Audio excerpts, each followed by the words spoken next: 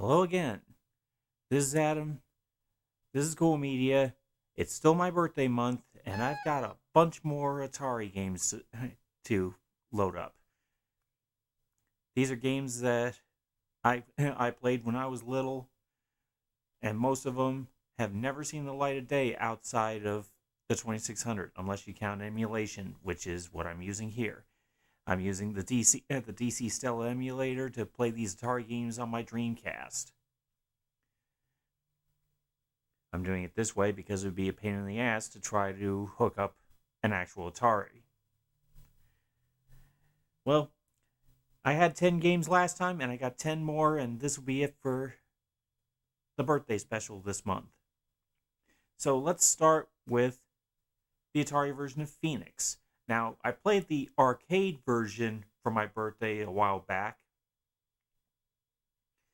And even though that's one of my favorite games ever, I got my first exposure with the 2600 version.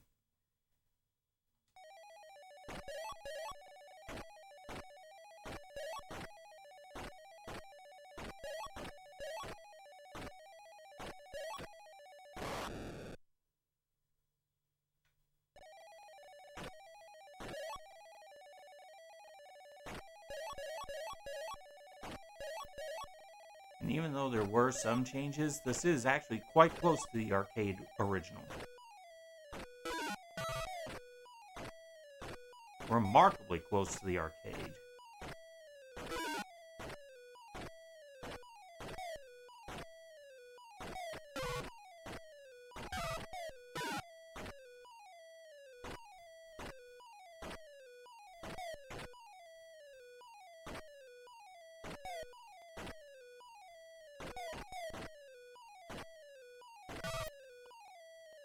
Yeah, it's amazing how close this was to the arcade.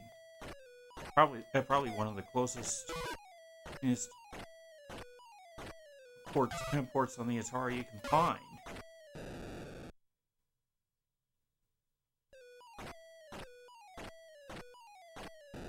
Damn it.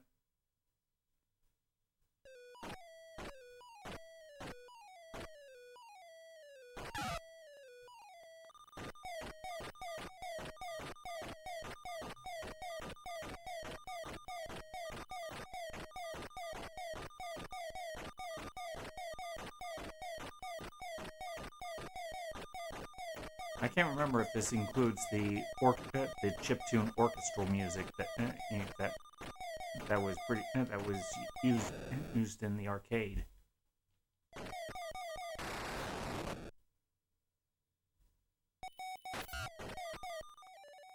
No, it doesn't.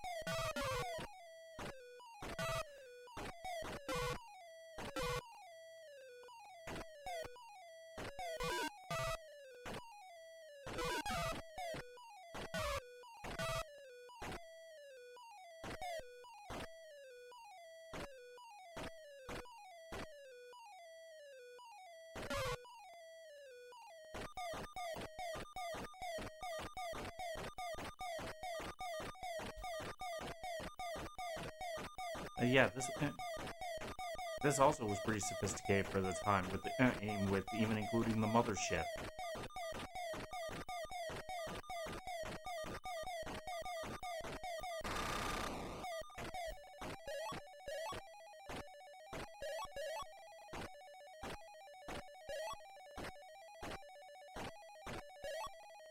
Now, not to take away from the arcade version, that one's a classic for a reason.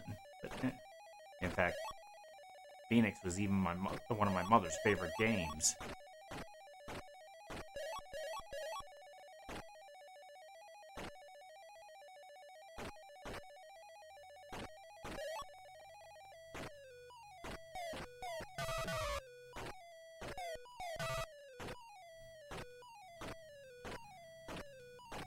but the 2600 definitely does an extremely good showing.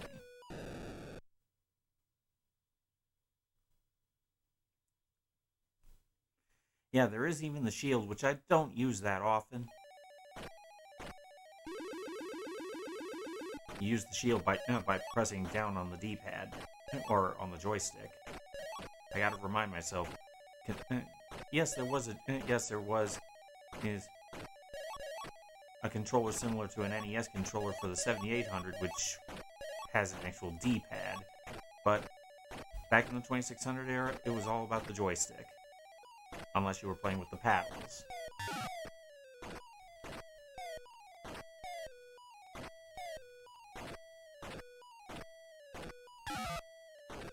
Now there is some slowdown on this particular emulator, but we saw plenty of that in the first video. To the point of some games being close to unplayable.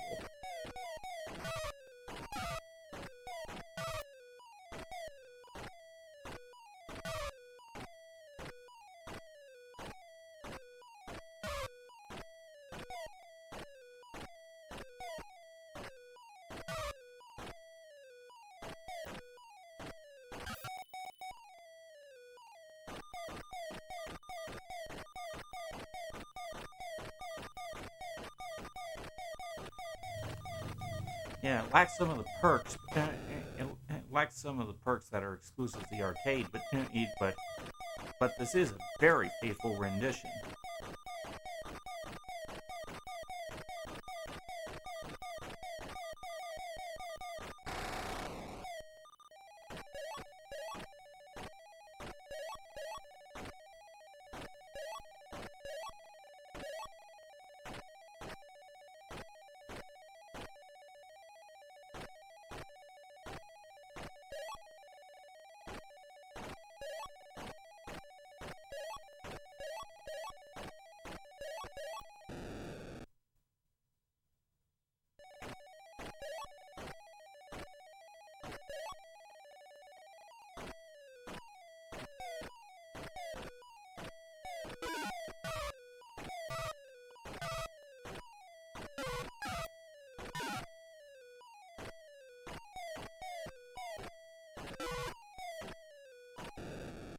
Damn it.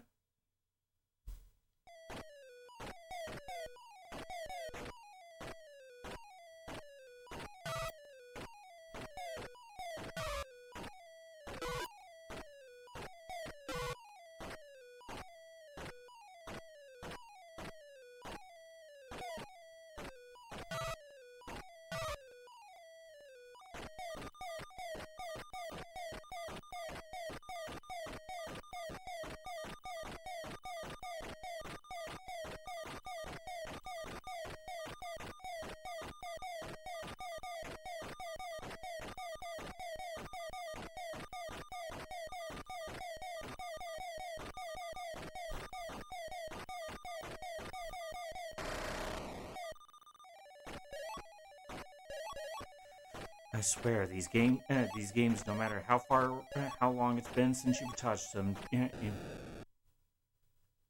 could just be back in them in a second.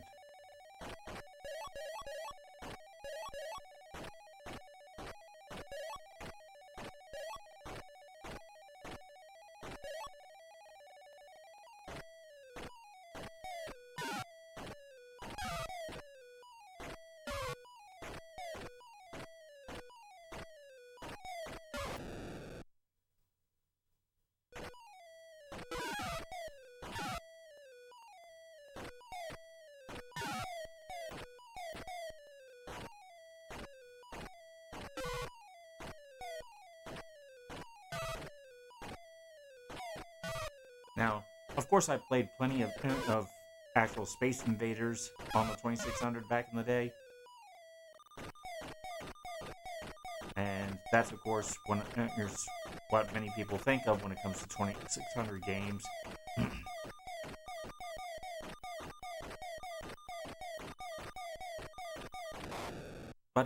But that had never been one of my favorites.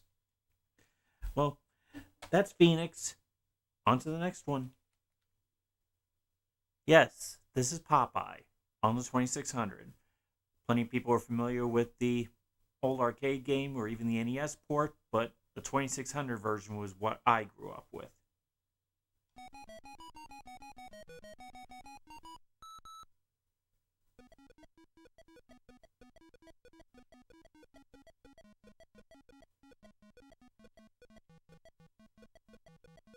I don't think Bluto can actually go up.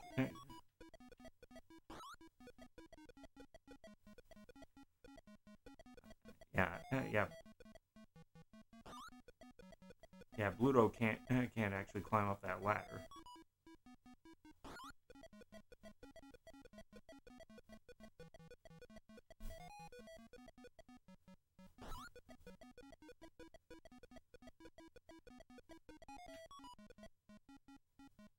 Despite the singular character colors, This is actually pretty faithful to the arcade version.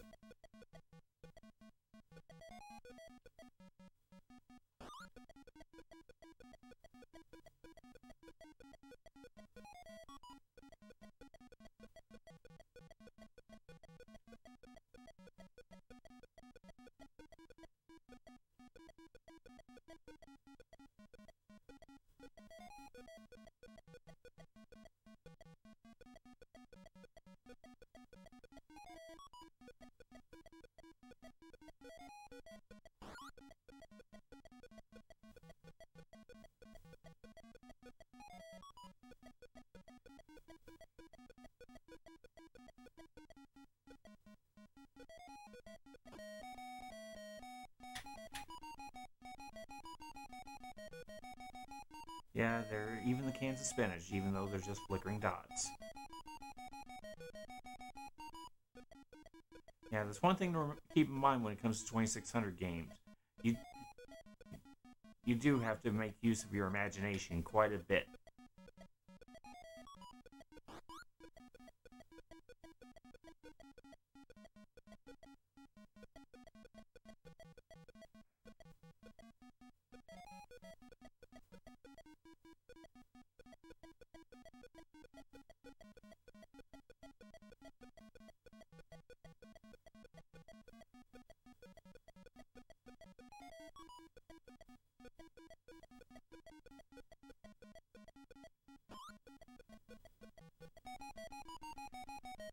Level 2.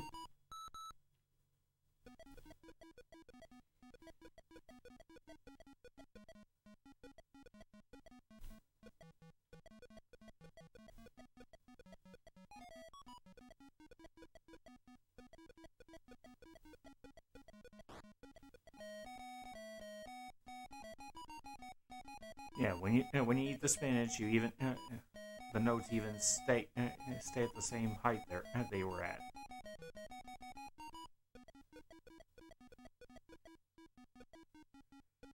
Now,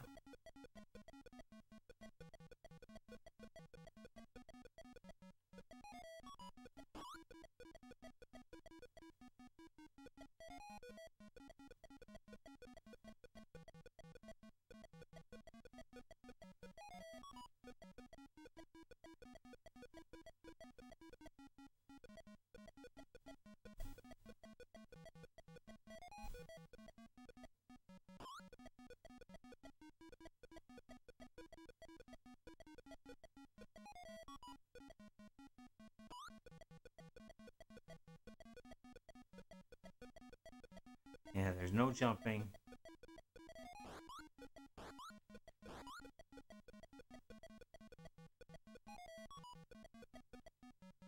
Aside from landing on the trampolines.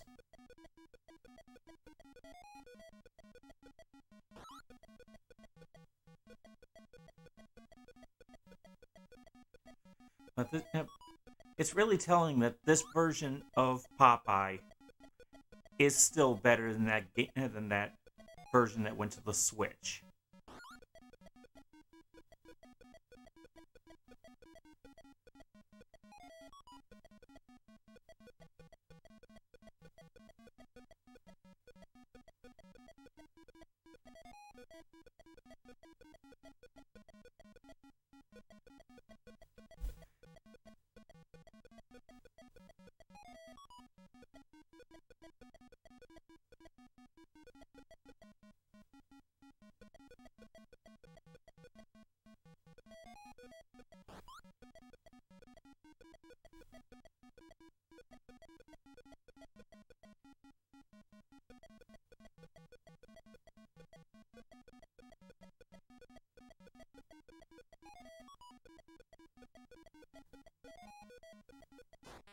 Damn it. Oh, I had to get hit at some point.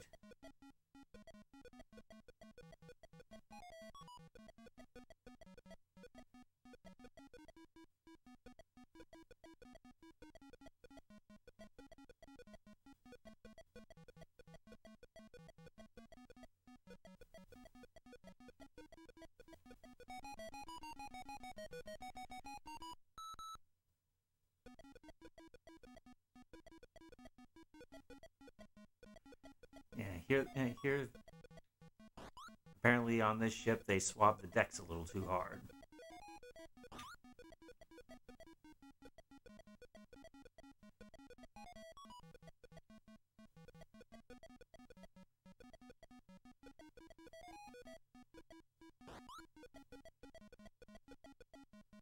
And don't worry, I'm not gonna try the oh Popeye. Oh wait, I guess I just did try it.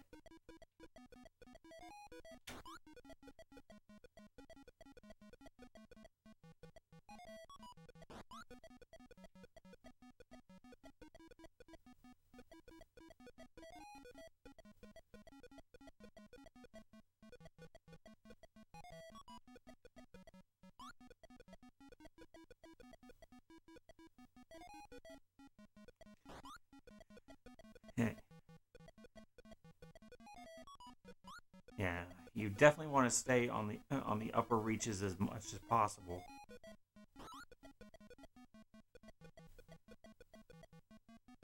Though sometimes it's unavoidable that you have to go down.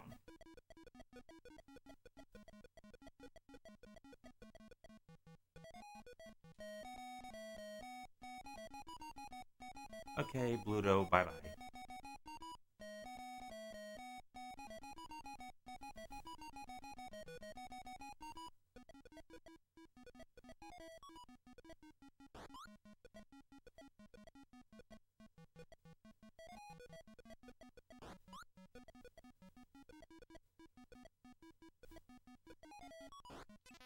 Damn it, missed.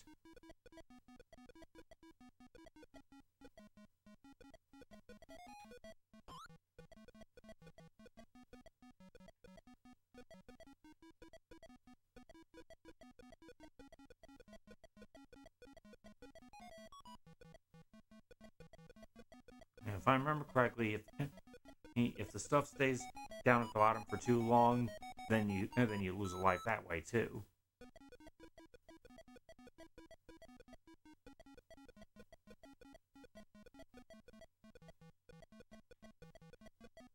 Damn it.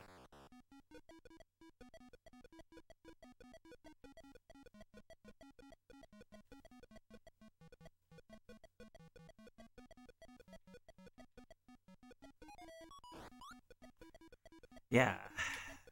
Here the difficulty's definitely ramped up.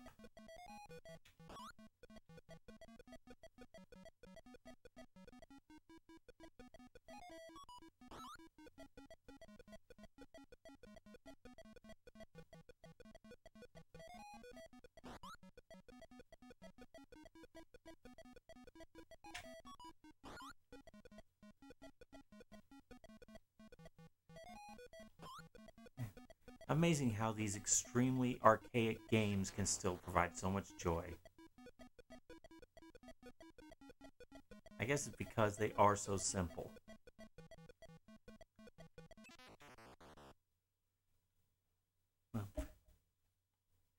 Well, I completed a run through the levels, so I guess that'll be it for Popeye. On to the next one. Yeah, not all the ones I'm talking about today are ports of arcade games. This is one of the originals, Space Cavern.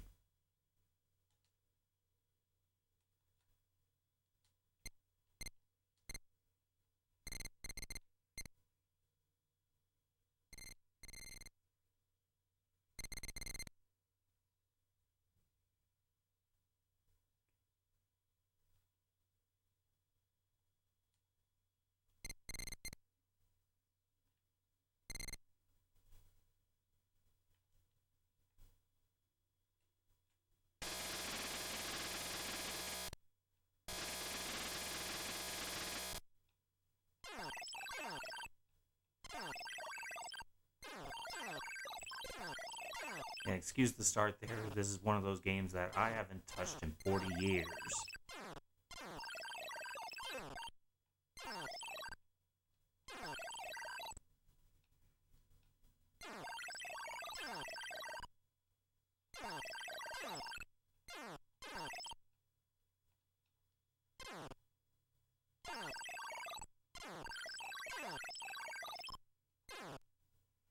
Yeah, no denying this is a very basic kind of shooter.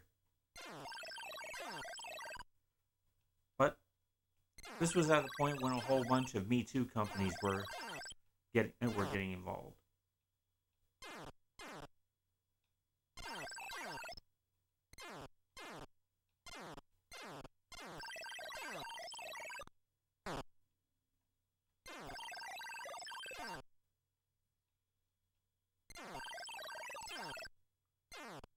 Now I know there's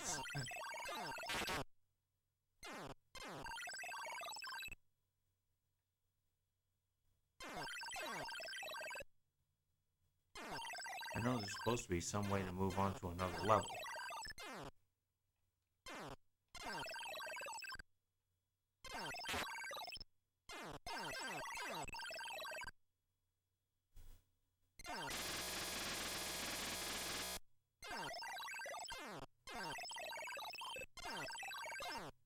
Yeah, that was one of the reasons why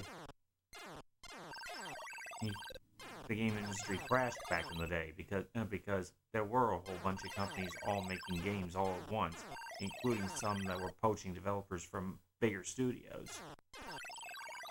Yeah, I mentioned this when I did my video about the ET game on Atari. A lot of people were quick to try to blame that game entirely for the video game crash, when really ET was just the most high-profile game that failed.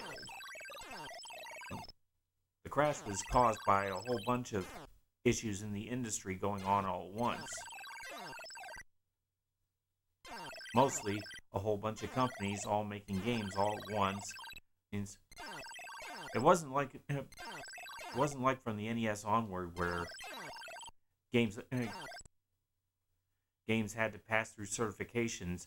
There was a court case back when Activision was first formed, where Atari tried to argue that making games for the 2600 outside of Atari was copyright infringement. But the court sided with Activision because they saw the video game console as like a VCR.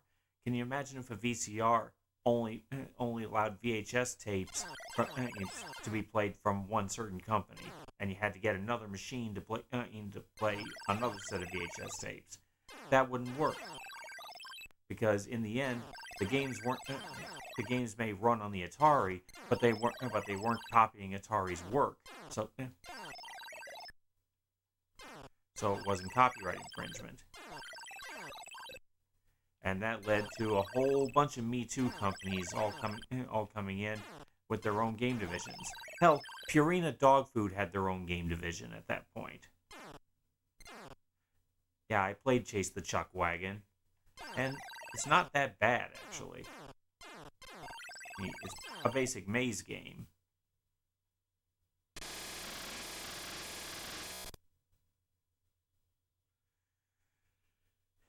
Yeah. I played this one a lot when I was a kid, and really, in the end, this is kind of too basic even for the time. So, this was Space Cavern. On to the next one. I swear, so many games all had the word space in it, because space games were very profitable back in the 2600 era. Well, this is Space Jockey.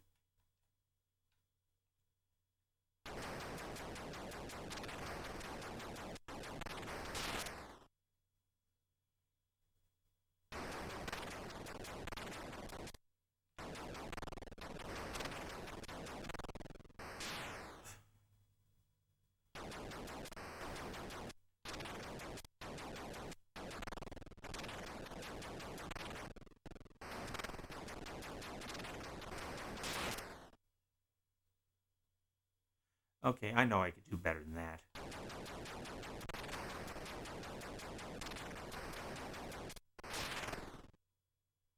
I know I can do better than that.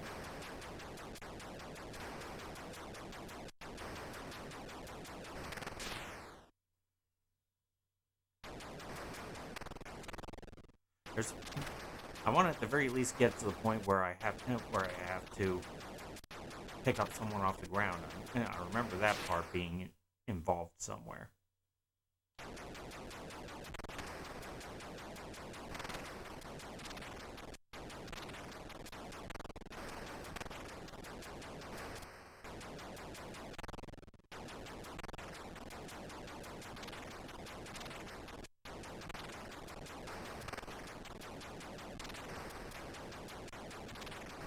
Now, with all the attention on all the colors, it could be easy to forget the iconic sound effects.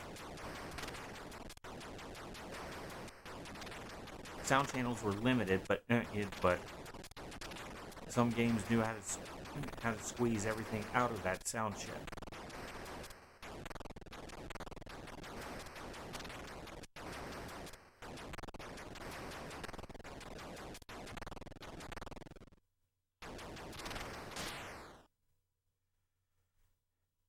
I could have sworn there was some kind of beaming that happens, but then again, I could just be thinking from a long time something else.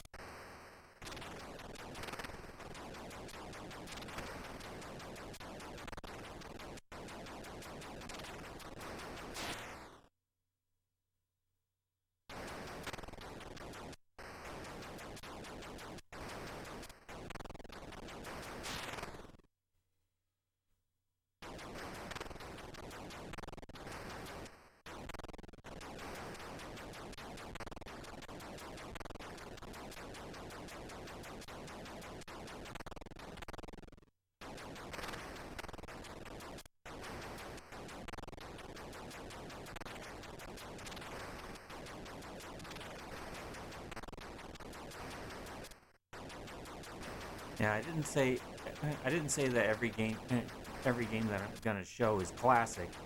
These are just the games that I played a lot when I was a kid.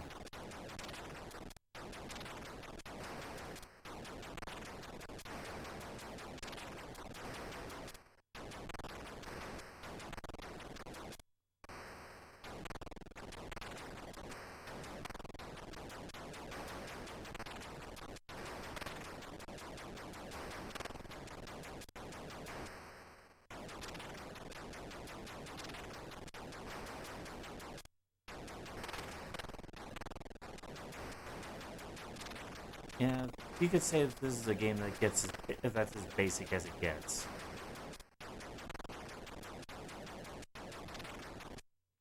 It's almost like it was trying to be Defender.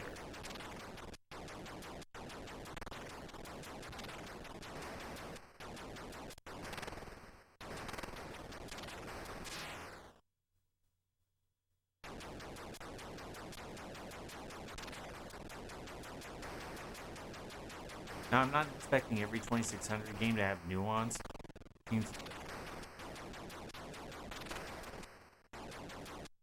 But one of the things that 2600 games had over a lot of games even now is that many of them were infinitely replayable, mainly because the vast majority of them had the arcade mindset. I mentioned before when I was talking about Ghost Manor that the concept of games getting beaten was a relatively new concept at the time.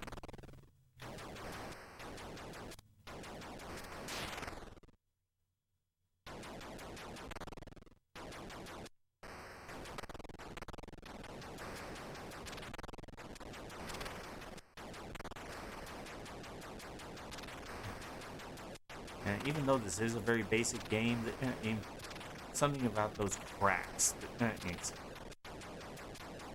just fires something up in your eardrums and in your brain. This is the point This is the point when older gamers know they're in a zone.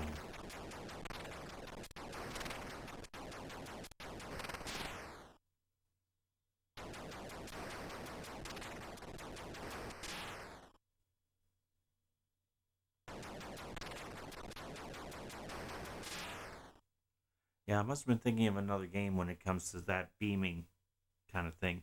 Maybe I was thinking of Defender after all. Anyway, on to the next one. This is Star Voyager. This is from iMagic. It is in that compilation, that Activision compilation that I used for the last batch of retro games, but I didn't get a chance to talk about that one then. I'm going to talk about it now.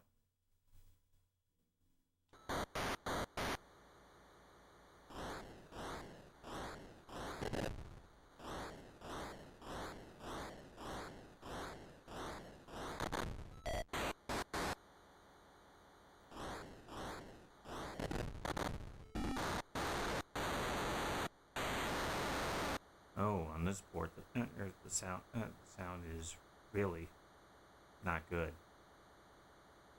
Maybe I should have just played this on the Activision compilation.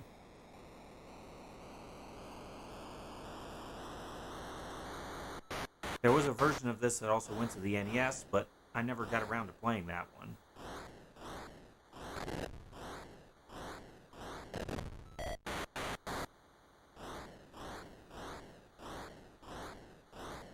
Yeah, it's kind of disturbing that the simulator can have some trouble with some bleeps and bloops.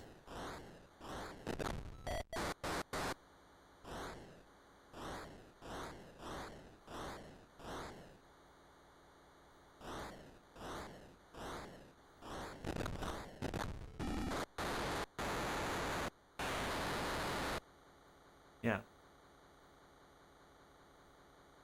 Yeah, it isn't just about destroying the enemies, it's also about reaching each of the stargates. In fact, you have to in order to refill all your power.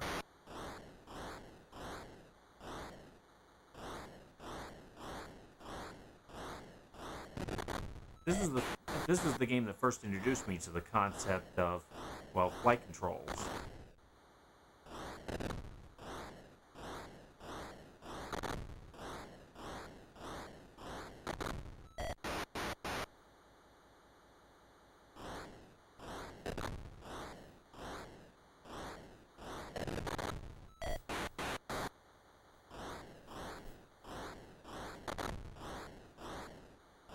It is cool that you're able to shoot their shots out.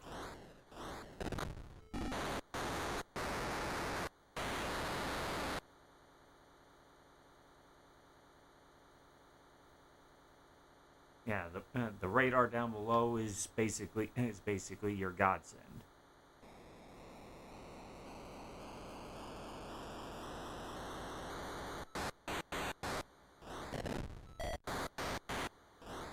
And the whole thing is just how many can you wipe out and how many gates you can get through before you run out of power.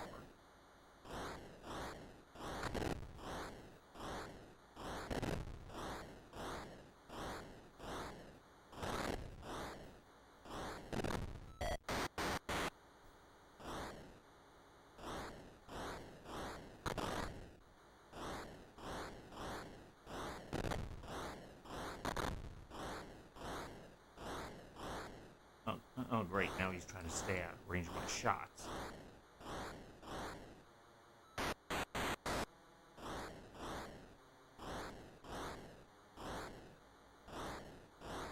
And I'm about to die. And I'm out of shots. Yeah, you even get rankings based on how many gates you managed to get through. In this case, I made Sergeant. I'm going to go for another round.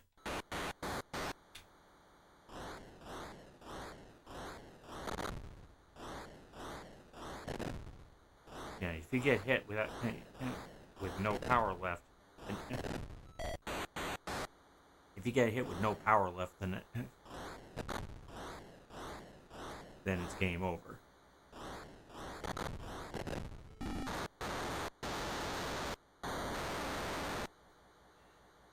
did not sound good.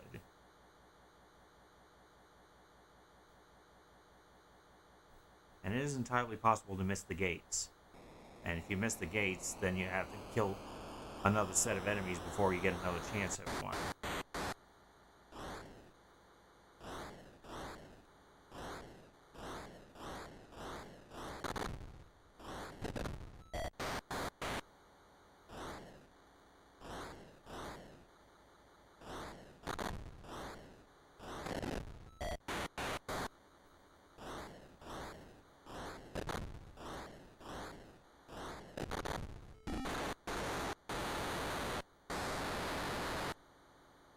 Yeah. Oh, it's going the wrong way there.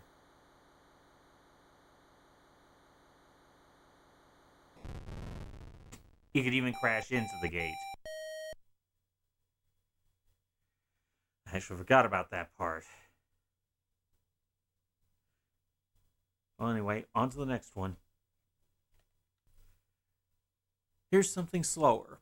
This is Subscan, brought out by Sega. You're the ship up top. It's about dropping depth charges onto subs.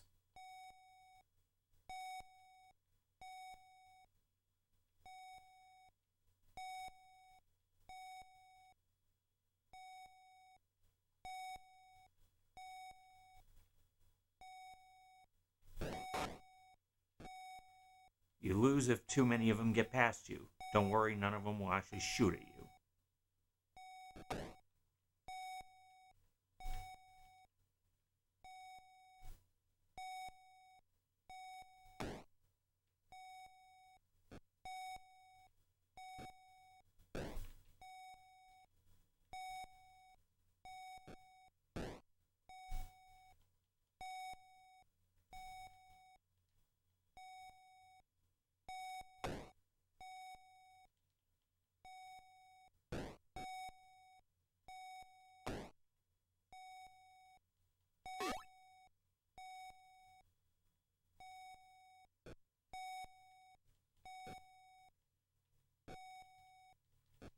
I remember there was a 2600 game, well, a game that Atari themselves put out that had a very similar concept.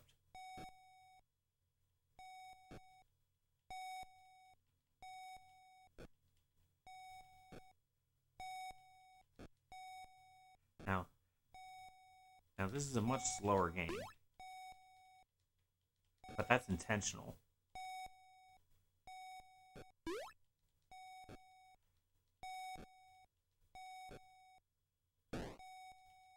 Now, I believe there are some other opponents that pop up. Yeah.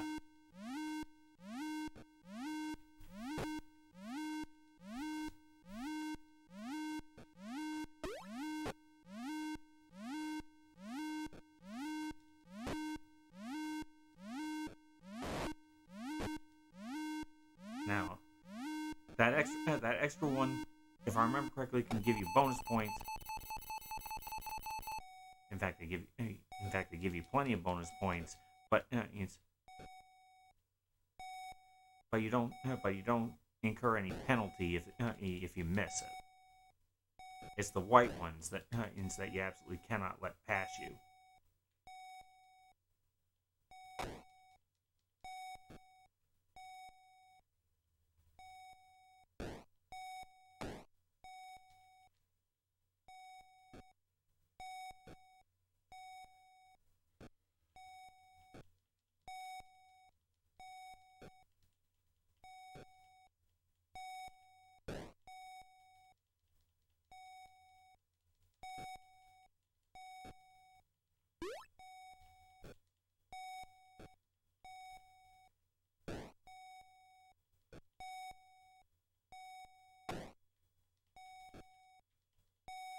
Now, when I was a kid, I would often just hang on one side like this and just drop random depth charges to catch them as soon as they get on the screen, since you do have that radar to tell where they're coming from.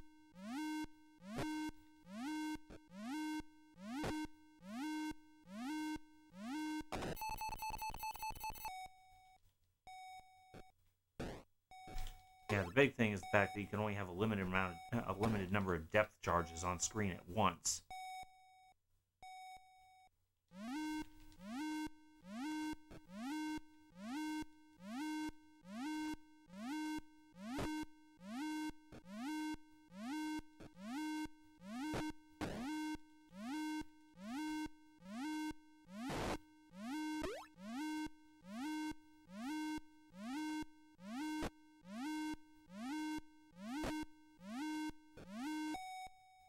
Yeah, see, no penalty if you miss that one, but you do get major point bonus if you get it.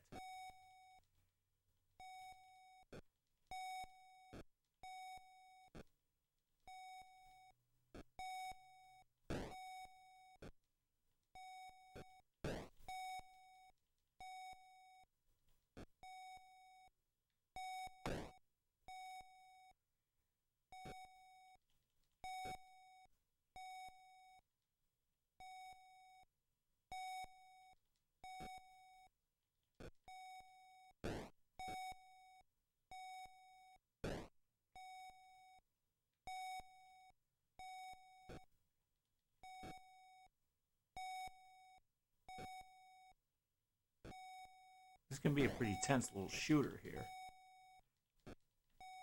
And I guess it has to count as a shooter, even though really...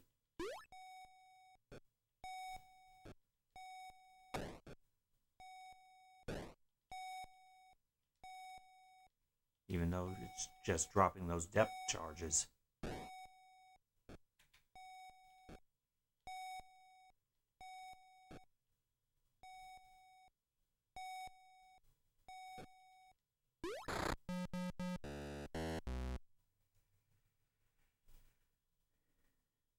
Yeah, that was Subscan, and really in the end it's a very unique kind of game here. Sure, there are games out there that are about destroying submarines, but oftentimes it would fall in the mold of games like Dead in the Water on the PS1, where it's basically like Twisted Metal underwater.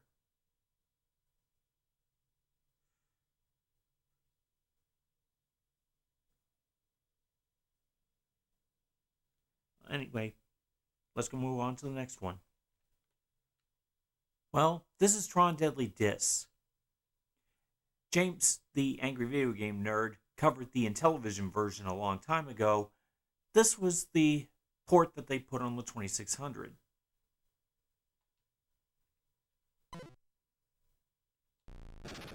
Which plays a little better because you're not trying to use 9 different buttons. It's only the one button and you're just using the joystick to aim.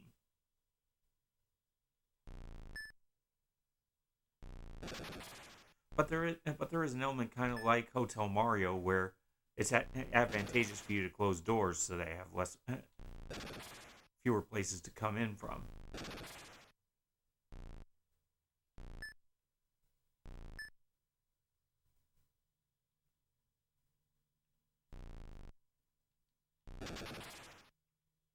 Yeah, this one doesn't have the extra enemies that pop up. It is just you against other program opponents. It's not like you face the giant robots or anything like that. It doesn't have the light cycles or anything like that. But I lost so much time playing this when I was a kid.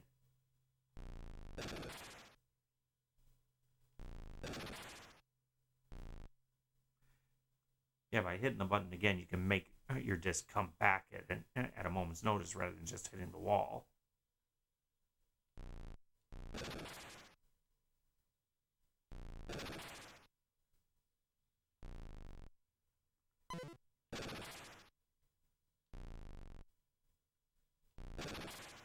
Yeah, you get all your health back once you clear out a wave.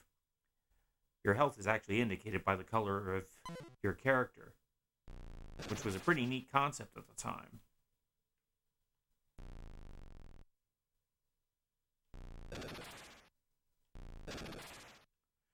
One thing that would have been nice is the fact would have been if you could actually nail enemies on the rebound when when your disc hits the wall, if like that. That would have had that would have added a little bit of strategy to things. But I guess that would have been too sophisticated for the 2600 or even the Intellivision.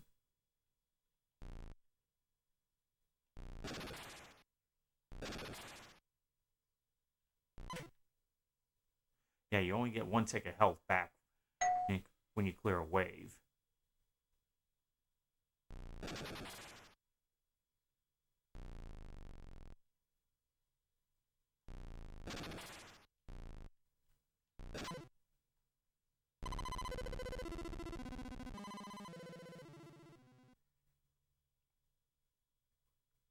Let's have another go.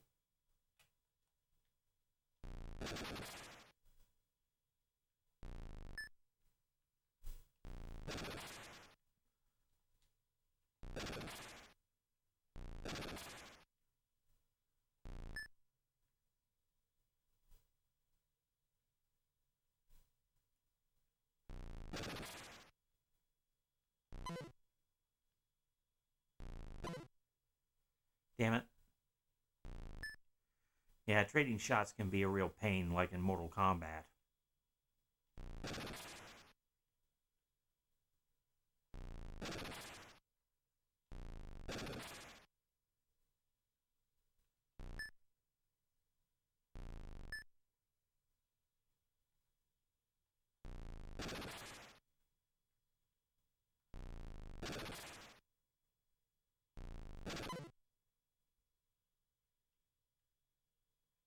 It especially sucks when you get hit right after you nailed the last guy.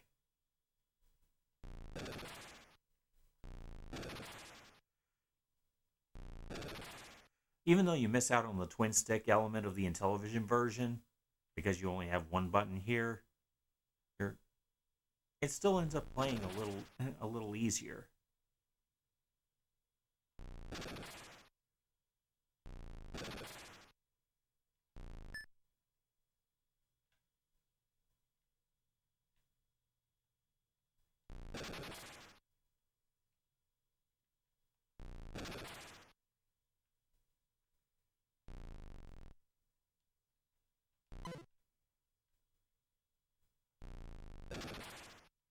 Yeah, that's the big thing. If you take too long to clear a wave, more enemies keep popping in. The wave isn't officially over until you clear the screen, and that's when the enemies change colors and gain new attack patterns.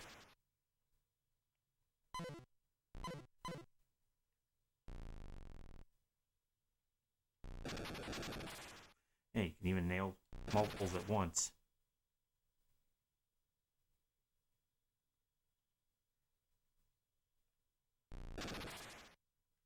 Some of the color choices are not appealing, like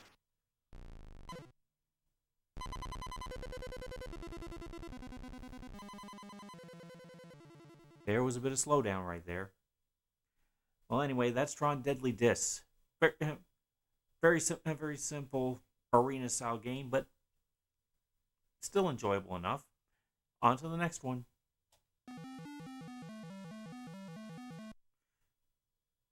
Oh, Tutankham.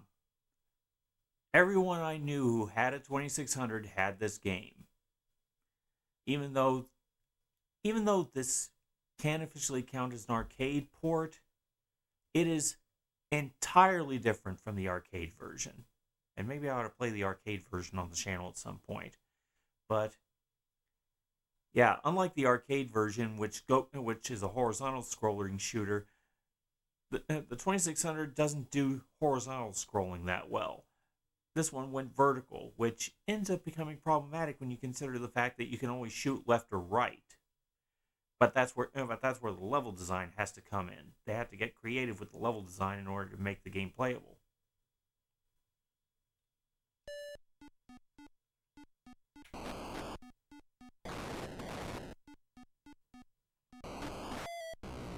Damn it.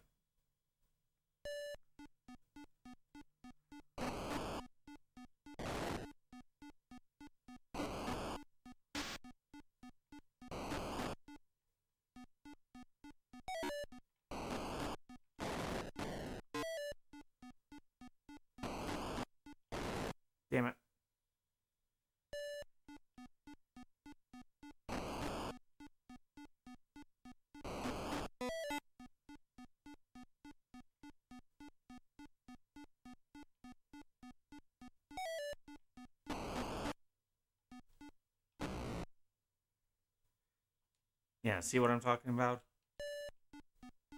Since you can only shoot left or right.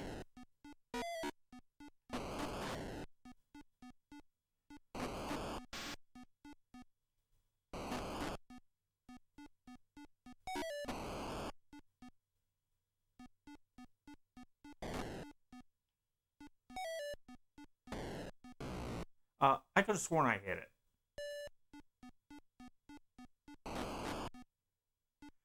Now, you do have smart bombs available to you for when you really get into a jam.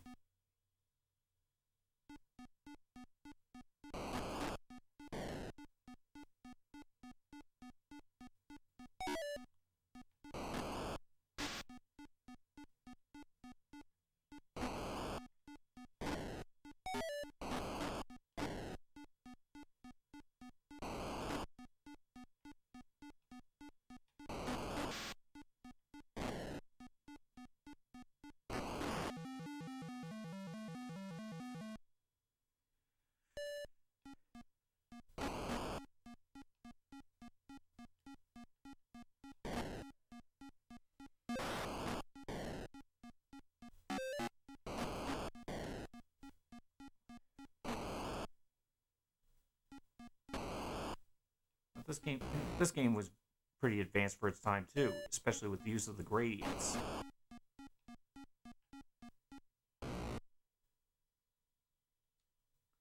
One more time. There was a point where I can get through all the levels in my sleep. But then again, that was using a proper Atari 2600 joystick.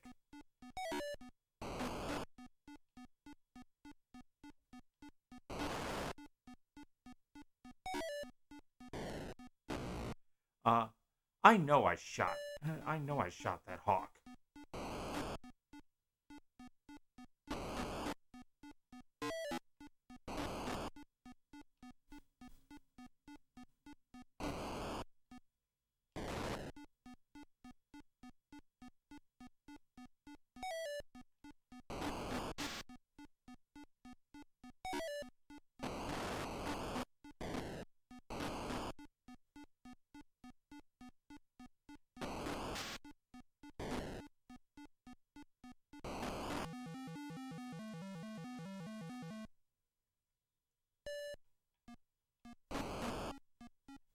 Yeah, one of the tricks is the fact that you start off in a direction, you keep moving until you change directions.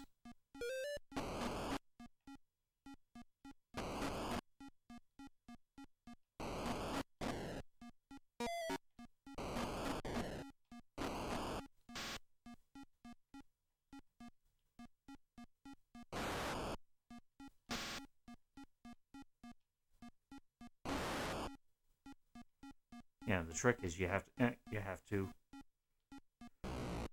get all the treasures or else you don't complete the level.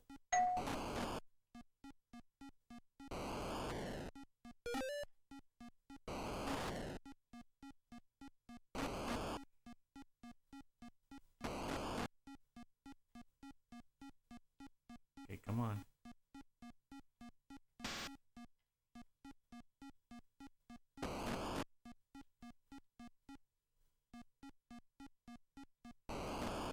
Come on.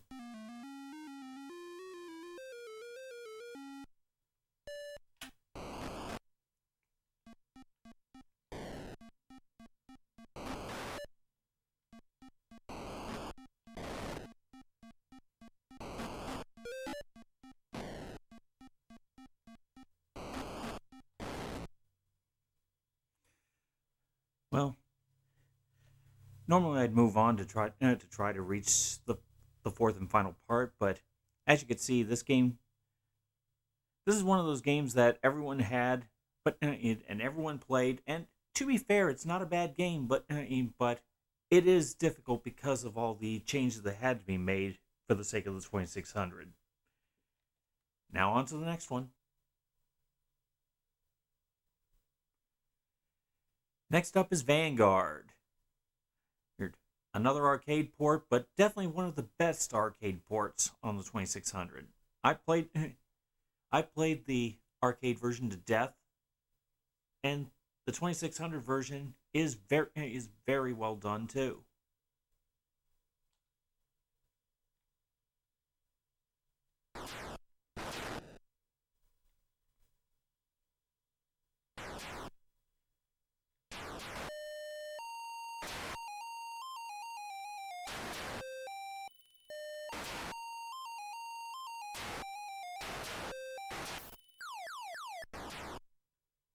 And the thing is, you don't actually use the button to shoot. You shoot forward automatically, but you also shoot in other directions if by pressing in that direction.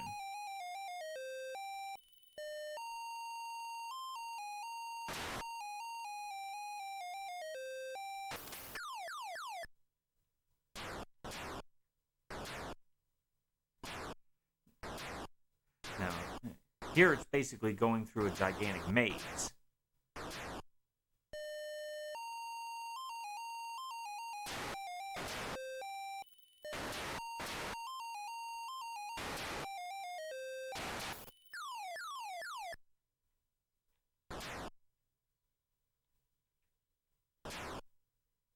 Now, if you go too long without killing something, that bar at the bottom empties and you die.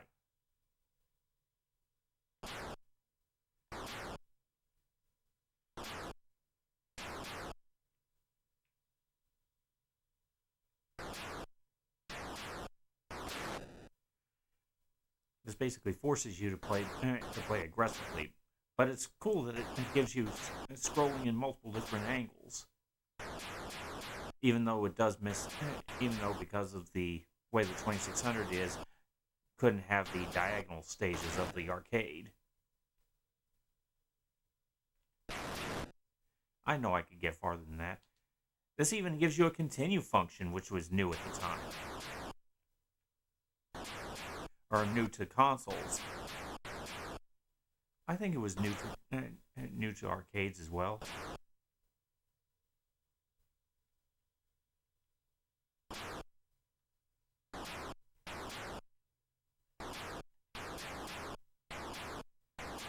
Now you don't have those invincibilities all the time.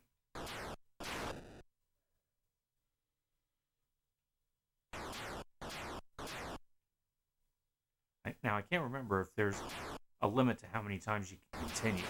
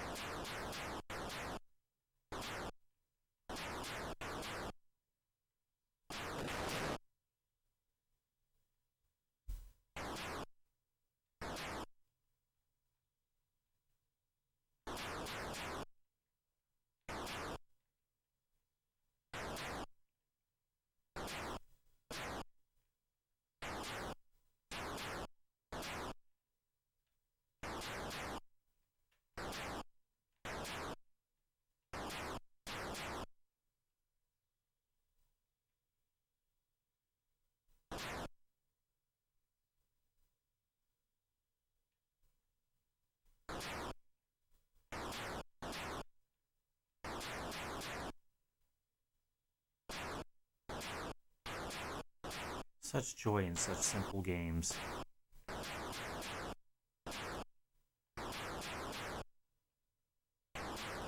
Call me a geezer if you want, but and just don't call me a boomer because I'm not. I'm Gen X.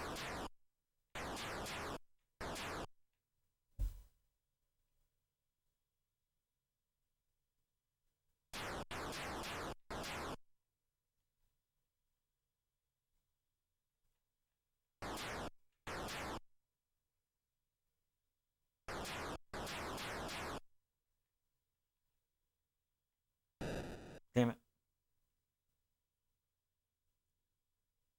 That's one thing that's annoying, those barriers. Those berries move a little too fast.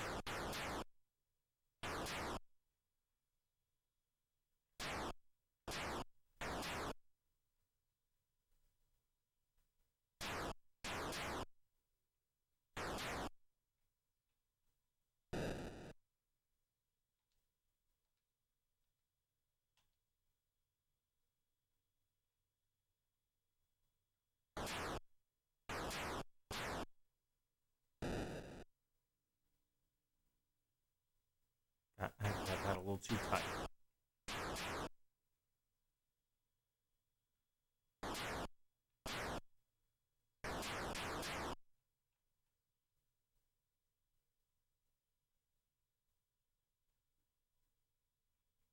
Now, if I remember correctly, this one even has bosses, which would have definitely been a new thing for 2600 games. Unless, sure, you could say things like, Bluto in the Popeye game counted as a boss. And then, of course, there was Dracula in Ghostman. But you know what I mean.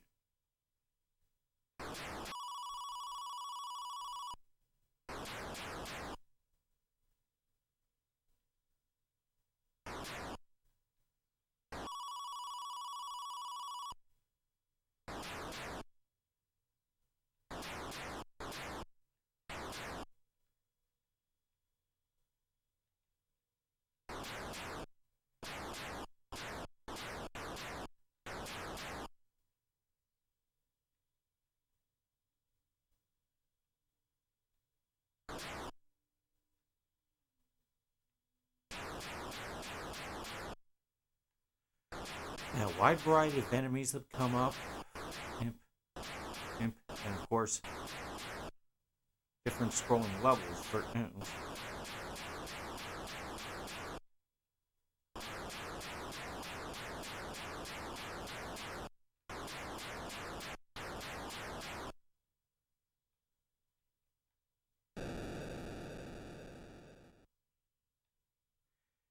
Yeah, levels even change when you move to another act.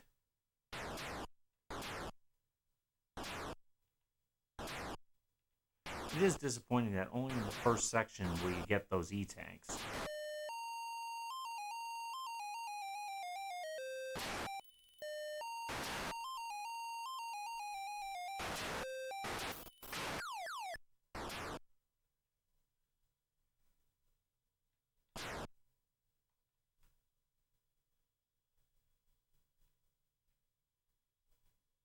Damn it. Going so fast that I keep missing the E-tanks.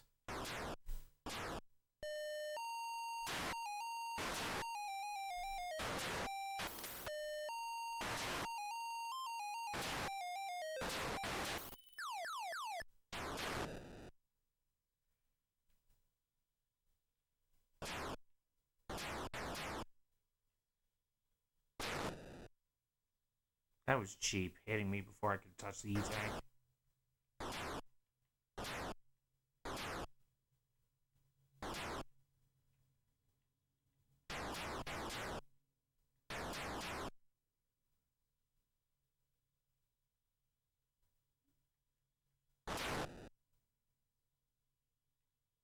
Oh, I forgot. While you don't shoot with the button, the funny thing is pressing the button makes you stop shooting, and when you're not shooting, you can actually you find yourself moving a little faster. Okay, so you actually have 3 continues. Pretty advanced game for the time. But then again, I said that a couple times already with other games. Anyway, on to the last one for this special. Okay, this is Venture. This I played and reviewed on the ColecoVision when I was writing for Defunct Games. By the way, check out Defunct Games channel. Definitely worth your time. Now, the big thing here is you're going out looking for treasure.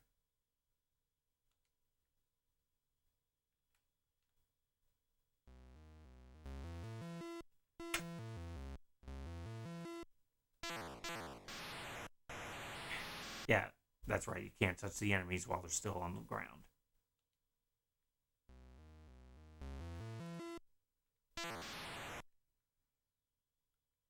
And you can't stay in the dungeons, in the tombs for too long. Just run in, get the treasure, get out. But once you get the treasure, you can't go back in.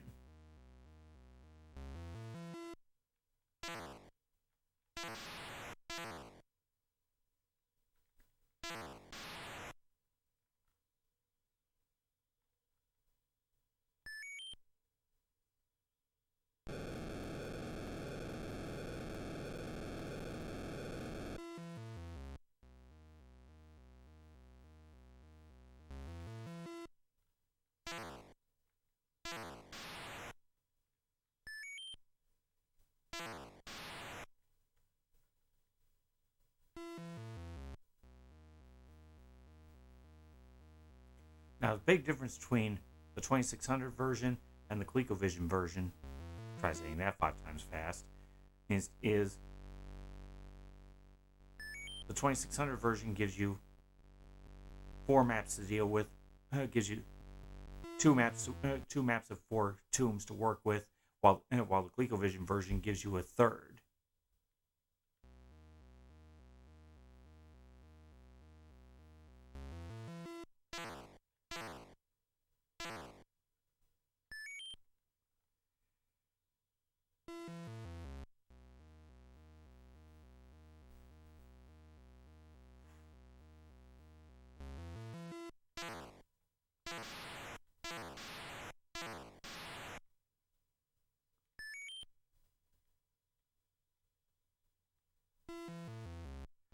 And there's really no tangible benefit for shooting the enemies except to get them out of your way. You don't even score any points for it. And the fact that they take a while to get out of the way, that could be problematic, especially when the demons come in after you. Like that.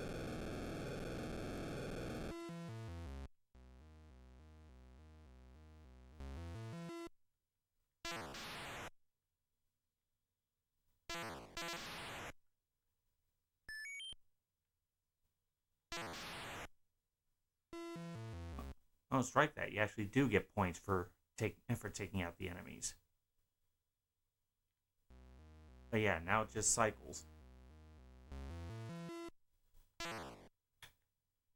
Wait a minute. I think actually you only get points for taking out the enemies after you grab the treasure.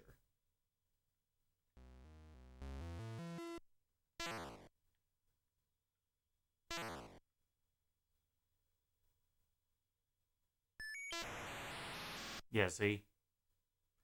And once again, you can't touch the enemies even after you shot them.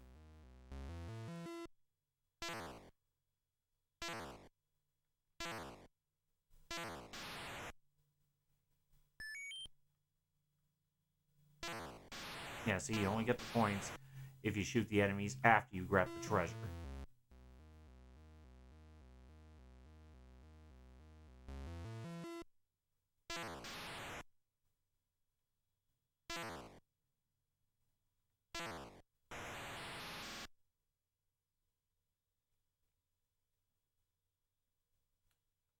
Another run.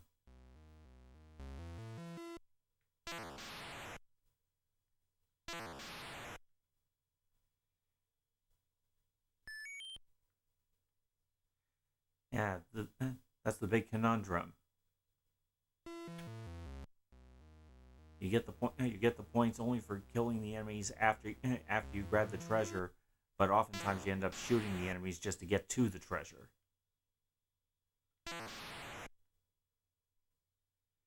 Though there are times where you end up having to shoot them just to get out, if they're in the way.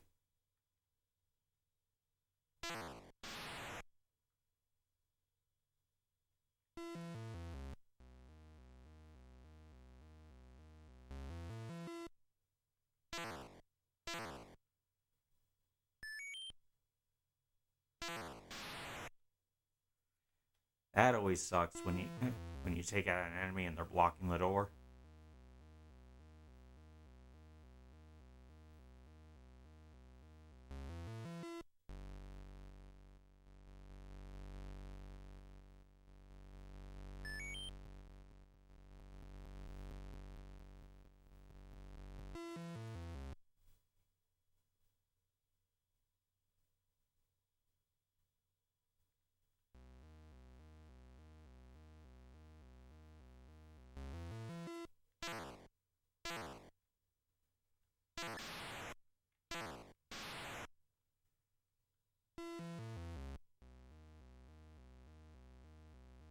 It is cool that you could basically take on the tombs in any order you wish.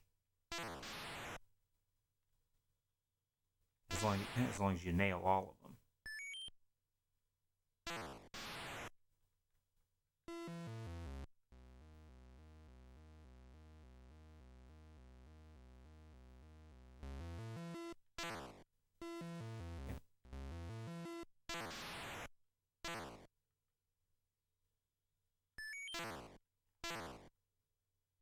Damn it.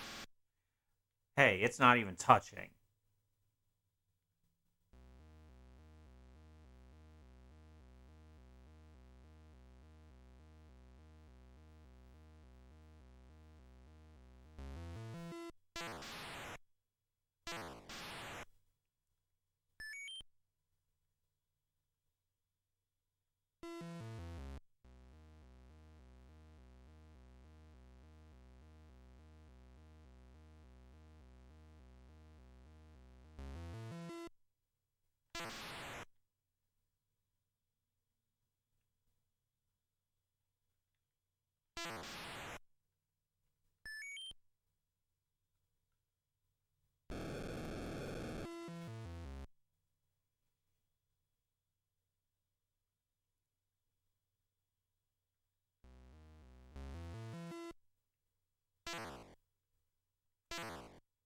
I never actually got a chance to play the arcade version of this game. Damn it.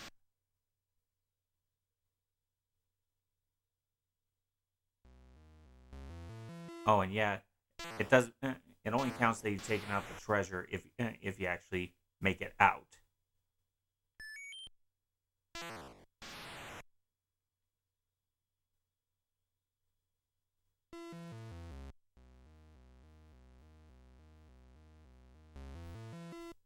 Now, the enemies don't get more complicated or more numerous or anything like that. If you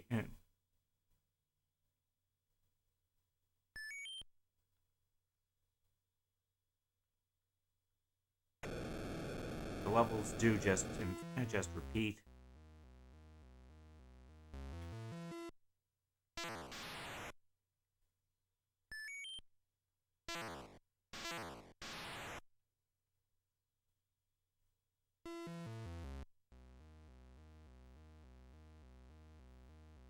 But still,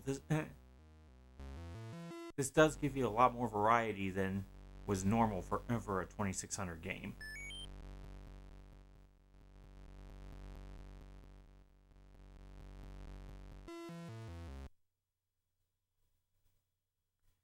Now I know that because of the excessive use of flicker. Okay, here the enemies do move faster.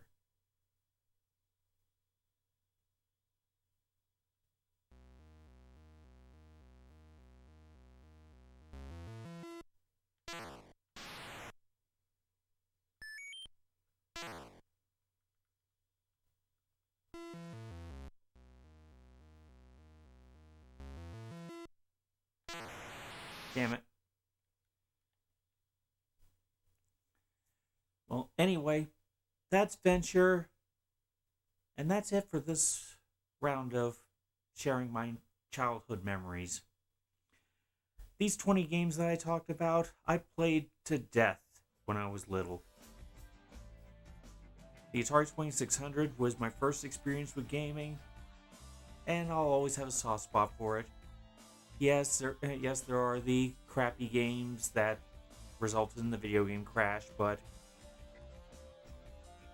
the 2600 still holds a place in my heart, and it always will. Thanks for joining me on this tour of my childhood memories.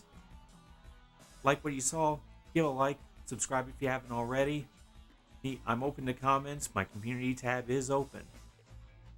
Any questions, comments, suggestions for other old things to cover, preferably obscure, drop them in the comments below or send us that blue sky. Next month, I'm going back to Beyond Oasis, but before I go on with that, I should mention that I discovered later on that there weren't just 2 Oasis games, there were 3.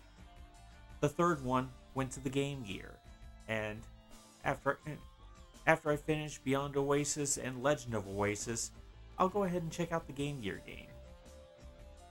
Anyway, thanks for joining me on this little tour down memory lane. Take care and game on.